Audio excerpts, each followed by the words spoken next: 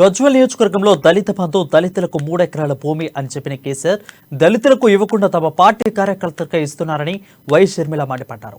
దళిత బంధు పథకాన్ని కేవలం హుజురాబాద్ ఎన్నికల కోసమే ప్రవేశపెట్టారని, తూతు మంత్రంగా దళితుల బంధు అమలు చేస్తున్నారని ఆరోపించారు. ఇతర పార్టీ లీడర్లు బస్సు యాత్ర చేస్తుంటే రాని లా అండ్ ఆర్డర్స్ సమస్య తాను బయటికి వస్తేనే ఉంటుందా అని ప్రశ్నించారు.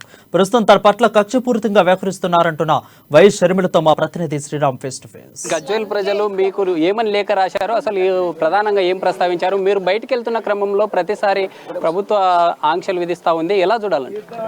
ఇది కేసీఆర్ నియంత పాలనగా చూడాలి. గజ్వేల్ ప్రజలు అంటే కేసీఆర్ సొంత నియోజకవర్గ ప్రజలు ఈరోజు మాకొక లేఖ రాశారు. నిన్న మాకొక లేఖ రాశారు. ఆ లేఖలో దళిత బంధు సరిగా అమలు కావటం లేదని, దళితులకు చెందాల్సిన ఏ ఒక్క పథకం కింద వాళ్ళకు లబ్ధి జరగలేదని, దళితుల వాళ్ళ జీవన విధానం ఏమి మార్పు లేదని, 9 ఏళ్ల బంగారు తెలంగాణలో బంగారం అయింది కేసీఆర్కే తప్ప వాళ్లకు కాదని, మా జీవితాలు ఇలా ఉన్నాయని, మీరు వచ్చి మా పక్షాన పోరాటం చేయండి, మీరు గొంతు విప్పండి, మీడియా మమ్మల్ని కవర్ చేస్తుంది, గజ్వేల్ నియోజకవర్గంలో దళితులకు ఎంత అన్యాయం జరుగుతుందో ప్రపంచం చూడాలని నాకు ఒక లేఖ రాస్తే, ఈరోజు పొద్దున్నే వాళ్ళను పరామర్శించాలని, వాళ్ళకు అండగా నిలబడాలని బయలుదేరడం జరిగింది. కానీ పోలీసు వాళ్ళు వచ్చి ఆపి నన్ను హౌస్ అరెస్ట్ చేశారు తప్పితే, అక్కడ లా అండ్ ఆర్డర్ ప్రాబ్లం సృష్టిస్తాము అని చెప్తున్న వాళ్ళను బీఆర్ఎస్ పార్టీకి ఆర్డర్నైతే ఏ ఒక్కరిని అదుపులోకి తీసుకోలేదు, ఏ ఒక్కరిని హౌస్ అరెస్ట్ ఇంతవరకు చేయలేదు. ఎందుకు అని అడుగుతున్నాం. మీరు నిజంగానే తెలంగాణ ప్రజలను ప్రేమించే వాళ్ళైతే, తెలంగాణ ప్రజల పక్షాన నిలబడే వాళ్ళైతే, మరి తెలంగాణ ప్రజలకంటే మీ సొంత నియోజకవర్గంలో ఇంత కష్టం వస్తే దళితులకు కనీసం మీరు అక్కడ కూడా సక్రమంగా అమలు చేయలేకపోతే ఒక పథకాన్ని మిగతా రాష్ట్రం అంతా మీకు అమలు ఎట్లా చేతనవుతుంది అని అడుగుతున్నాం. అయితే ఇతర పార్టీలకు సంబంధించిన వారు బస్సు యాత్రలు, పాదయాత్రలు చేస్తూ ఉన్నారు. వాళ్ళు వెళ్తున్న క్రమంలో ల్యాండ్ ఆర్డర్ సంబంధించినటువంటి ఇష్యూస్ రావడం లేదంటారా స్టేట్లో? మీరు చెప్పండి, మీరు మీడియా, యూ టెల్ మీ.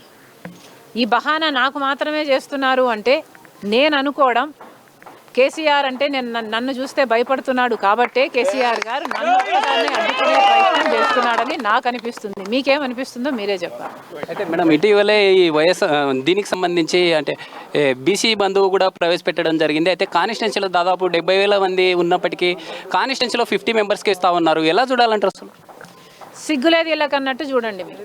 వీళ్ళకి నిజంగానే సిగ్గుంటే ఒక్క పథకమైనా సరిగ్గా అమలు చేతనయిందా? వీళ్ళకి రుణమాఫీ చేతనయిందా? డబుల్ బెడ్రూమ్ ఇల్లు ఇవ్వడం చేతనయిందా? ఇంటికో ఉద్యోగం చేతనయిందా? అసలు ఒక్క వాగ్దానమైనా నిలబెట్టుకోవడం చేతనయిందా? వీళ్ళకు సిగ్గులేని ప్రభుత్వం కాబట్టే, సిగ్గులేని వాళ్ళు వీళ్ళు కాబట్టే ఇష్టం వచ్చినట్లు మాటలు ఇస్తారు. మళ్ళీ ఆ మాటకు అసలు అత్తాపత్తానే ఉండదు. మళ్ళీ 4.5 సంవత్సరాలు పడుకుంటారు.